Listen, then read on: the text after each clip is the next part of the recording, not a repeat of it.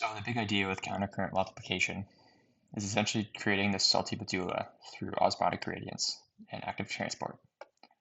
So starting with the loop of Henle here, we have a descending tubule that starts with a filtrate that is approximately isotonic to that of bodily fluids, which is 300 milliosmoles per liter.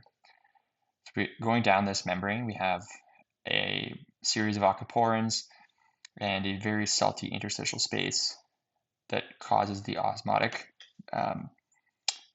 diffusion of water into this salty space. So as we're going down, we're losing water and we're becoming more concentrated with more solutes to a maximum osmolarity of about 1200 milliosmoles per liter. So super, super concentrated. As we come up, we now have a change in membrane composition.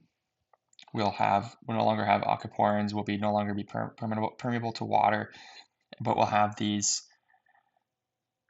co-transporters that will bring solutes out through the apical membrane.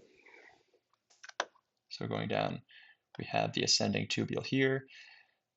We have our luminal membrane, luminal space, and series of solutes and water. So water is impenetrable, but our sodium can be brought through the co-transporter into the cytosol. So one of the driving forces is the AT phase pump actually maintaining a low salt content inside the cell.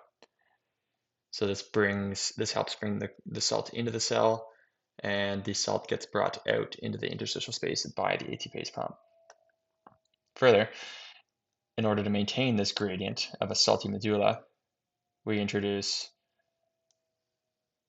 the vasorecta. The vasorecta is a series of capillaries that maintain this osmotic gradient by reabsorbing water into the bloodstream, thereby keeping our salty medulla.